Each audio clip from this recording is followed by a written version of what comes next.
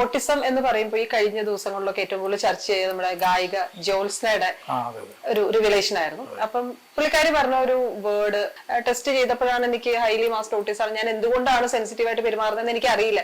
ഇത്തരം കാര്യങ്ങളാണ് കേൾക്കുമ്പോൾ നമുക്ക് ഒറ്റ കേൾവിയിൽ മനസ്സിലാവുന്നത്. ഇത് എന്നൊക്കെ സംബന്ധിച്ചിടത്തോളം ഞാൻ ആദ്യമായിട്ട് കേൾക്കുന്ന ഒരു സംഭവമാണ്. പ്ലസ് ജോസിനെ പോലെ അച്ചീവ് ചെയ്തിട്ടുള്ള ഒരാൾ, അപ്പൊ നമ്മൾ എന്റെ ഒരു പോയിന്റ് ഓഫ് വ്യൂ അച്ചീവ് ചെയ്തിട്ടുള്ള ഒരാളാണ്, സെലിബ്രിറ്റിയാണ്, പുറമേക്ക് വളരെ ഹാപ്പി, എന്താ പറയാ, ഒരു അച്ചീവർ എന്നൊക്കെ പറയുന്ന ലെവലിൽ നിൽക്കുന്ന ഒരാള് ഇങ്ങനെ ഓട്ടിസം ഉണ്ട് എന്ന് പറയുമ്പോൾ ഒരു ബുദ്ധിമുട്ട്, ഒരു അവിശ്വാസം. അപ്പൊ എന്താണ് ഈ ഹൈലി മാസ്ഡ് ഓട്ടിസം, അതിനെ പറ്റി ഒന്ന്? അല്ല, ഫസ്റ്റ് ഓഫ് ഓൾ ഞാൻ അവരെ അപ്രീഷിയേറ്റ് ചെയ്യാം. ടെഡക്സ് ടോക്സിലാണ് പറഞ്ഞു. അപ്പൊ അതില് അവര് പറഞ്ഞ ശ്രദ്ധിച്ചു കേൾക്കാൻ പറയാം. അതായത് ഈ ഓട്ടിസം ഞാൻ നേരത്തെ പറഞ്ഞ പോലെ സെൻസറി പ്രോസസിങ് ഇഷ്യൂസ് അവരിൽ നേരത്തെ ഉണ്ടായിരുന്നു.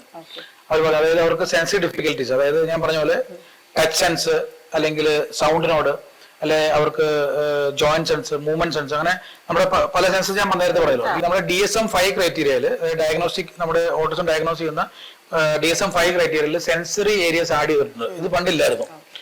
പണ്ട് ഡോക്ടർമാർക്ക് ഇത് കണ്ടുപിടിക്കാനുള്ള ഇതില്ലായിരുന്നു. അപ്പം ഇപ്പൊ ആ സെൻസറി ഏരിയാസും കൂടി ആഡ് ചെയ്തപ്പോ ഈ സെൻസറി ഡിഫിക്കൽട്ടീസും കൂടി നമുക്ക് ഐഡന്റിഫൈ ചെയ്ത് വന്നപ്പോൾ ചെറുപ്പത്തിലെ ഇതുപോലെ ഞാൻ പറഞ്ഞ ഡിഫിക്കൽട്ടി ഉണ്ടാവും. പല ടൈപ്പ് ഓഫ് ടെക്സ്ചർ, ഡ്രസ്സിന്റെ കാര്യത്തിലാണെങ്കിലും സൗണ്ടിന്റെ കാര്യത്തിലാണെങ്കിലും ടേസ്റ്റിന്റെ കാര്യത്തിലാണെങ്കിലും ഇവർക്ക് ബുദ്ധിമുട്ടുണ്ടെങ്കിലും ഇപ്പൊ സ്മെല്ലിന്റെ കാര്യത്തിലാണെങ്കിലും ഇവർ ഇതിനെല്ലാം, അതായത് ഇത് പുറത്തേക്ക് കാണിക്കാതെ മാനേജ് ചെയ്തിട്ട് പോയി. ഓക്കെ, അതായത് അവർക്ക് ആ ബുദ്ധിമുട്ടുകൾ എക്സിസ്റ്റ് ചെയ്യുന്നുണ്ട്, പക്ഷെ അവർ സംഭവം മാനേജ് ടു, അല്ലേ? അതായത് മാസ്ക് എന്ന് പറഞ്ഞാൽ അവരുടെ ആ ഒരു സിംറ്റംസിനെ അവര് ഹൈഡ് ചെയ്തുകൊണ്ട് അവർ പെർഫോം ചെയ്യാൻ നോക്കുക. മനസ്സിലായില്ലേ? അത് ഭയങ്കര ആങ്സൈറ്റി ഉണ്ടാക്കുന്നത്. പക്ഷെ നമുക്കിത് അറിയത്തില്ലല്ലോ.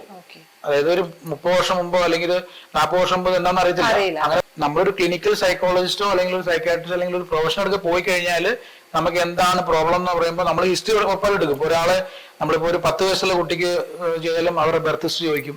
അവരെ എപ്പോഴാണ് അവരുടെ മൈൽ സ്റ്റോൺസ് അച്ചീവ് ആയത്, എപ്പോഴാണ് തലയുറച്ചത്, എപ്പോഴാണ് കമന്ന് വീണത്, എപ്പോഴാണ് സംസാരിച്ചാൽ ചോദിക്കാൻ പറ്റത്തില്ലല്ലോ.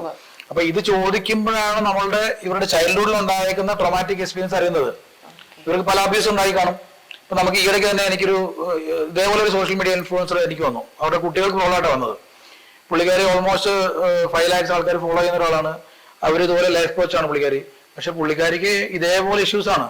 പക്ഷെ നമ്മൾ സൈക്കാട്രിസ്റ്റിനെ റെഫർ ചെയ്തു, ഡിപ്രഷനാണ്, ഷീസ് ഓൺ മെഡിക്കേഷൻ ഉണ്ടാവും. അപ്പൊ പുള്ളിക്കാരി ഇപ്പോൾ ഒക്കെ ആയി കാര്യങ്ങളെല്ലാം. അപ്പൊ ഞാൻ പറഞ്ഞത് അത് ഇപ്പൊ ജോസ്ന എന്ന് പറഞ്ഞ ആ വ്യക്തിക്ക് ചൈൽഡ്ഹുഡ് തൊട്ട് ഇങ്ങനെ ഉണ്ടായി കാണും. പക്ഷെ അവിടെ വളർന്ന സാഹചര്യത്തിൽ അതെല്ലാം മാനേജ് ചെയ്യാൻ പറ്റി. അവർക്കത് ഒരു ഫംഗ്ഷനെ അഫക്ട് ചെയ്യാതെ കൊണ്ടുപോകാൻ പറ്റി. ഫംഗ്ഷനെ അഫക്ട് ചെയ്യുമ്പോഴാണ് നമ്മൾ ട്രീറ്റ് ചെയ്യേണ്ടത്.